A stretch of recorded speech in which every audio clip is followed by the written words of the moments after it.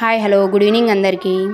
ఈరోజు ఫస్ట్ క్లాస్లో money chapter అనేది చాలా ఇంపార్టెంట్. దీని గురించి పిల్లలకి ఎలా నేర్పియాలి, పిల్లలకి క్వశ్చన్ పేపర్ ఎలా వస్తుంది, ప్యాటర్న్ మనం ఎలా నేర్పియాలి అనేది చూసాము. మనీ గురించి పిల్లలకి నేర్పించడం చాలా బెస్ట్. ఎందుకంటే వాళ్ళకి ఎక్కడైనా మనం గిన్న షాప్కి పంపించినా వాళ్ళు క్యాలిక్యులేట్ చేసి తీసుకురావాలి. అలా మనం నేర్పిస్తూ ఉంటే వాళ్ళకి చిన్నప్పటి నుంచే ఈజీగా అర్థమవుతూ ఉంటాయి. ఫస్ట్ మనీని మనం పైసెస్గా, నెక్స్ట్ రూపీస్గా డినోట్ చేస్తామనేది పిల్లలకి చూపించాలి. మనీని డినోట్ చేసేది ఈ సింబల్తో అనేది పిల్లలకి క్లారిటీగా ఫస్టే నేర్పించేయాలి. తర్వాత 1 rupee is equal to 50 Pisces, అంటే 250 పైసెస్ కలిపితే 1 రూపీ అవుతుంది. 100 పైస్ వచ్చేసి 100 పైస్ అనేది 1 రూపీ అనేది క్లియర్గా పిల్లలకి చెప్పాలి. నెక్స్ట్ దీని తర్వాత పిల్లలకి కాయిన్స్ చూపించాలి. 1 rupee coin, 2 rupee coin, 5 rupees coin, 10 rupees coin, 20 rupees coins. ఇప్పుడు ఇవే కదా యూజ్లో ఉండేది కాబట్టి ఇవి కాయిన్స్.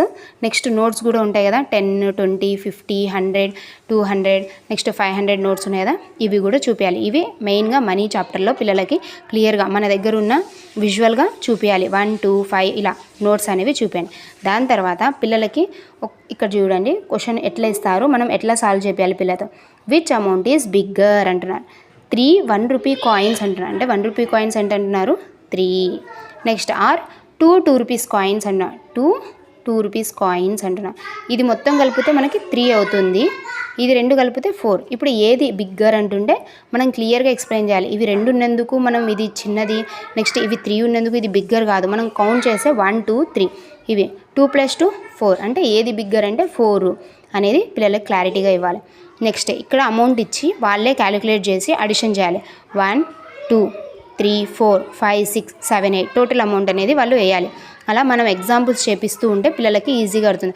ఫస్ట్ చేంజ్ ఇచ్చి లేకుంటే అమౌంట్ ఇచ్చి టోటల్ చేయమని ఇస్తూ ఉండాలి. నెక్స్ట్ ఏది బిగ్గర్ అమౌంట్, ఏది లెస్సర్ అమౌంట్ అనేది కూడా చెప్పాలి. నెక్స్ట్ దాని తర్వాత మనం అమౌంట్ బిగ్గర్ లెస్సర్ చూసాం. నెక్స్ట్ అమౌంట్ ఇచ్చి వాళ్ళు క్యాలిక్యులేట్ చేసి చూసాం కదా. నెక్స్ట్ ఇప్పుడు ప్రాబ్లమ్స్ చూసాం. Price of an eraser is 11 rupees. 11 rupees price. కానీ మనం దానికి ఏం రాయమంటున్నారు, డిఫరెంట్ 2 వేస్లో డిఫరెంట్గా రాయమంటున్నారు.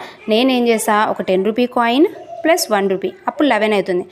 2 5 rupees coins, 2 5 rupees coins, 1 rupee coin అక్కడికే 11 అవుతుంది. మనం ఇంకా రాయాలంటే ఒక 10 rupees note plus 1 rupee note, లేదు అంటే 20 - 9 చేసినా వస్తుంది. అలా డిఫరెంట్గా పిల్లలకి ఫస్ట్ క్లాస్ పిల్లలకి ఈజీగా నేర్పించాలి. ఇంకొకటి ఏం నేర్పించాలంటే, మనం ఒక షాప్కి వెళ్తే ఎరేజర్ నేను ఏమి ఇచ్చాను, 10 రూపీస్ ఇచ్చాను. 10 రూపీస్ ఇచ్చి ఒక ఎరేజర్ కాస్ట్ వచ్చేసి 5 రూపీస్ అని చెప్పాను. తను ఏం చేయాలి, మిగిలిన లెఫ్ట్ అమౌంట్ తీసుకురావాలి కాబట్టి 10 - 5 5 రూపీస్ ఇలా. లేదు అంటే నేను 20 రూపీస్ ఇచ్చి ఒక 5 రూపీస్ చాక్లెట్ తీసుకురామంటే 15 రూపీస్ లెఫ్ట్ అని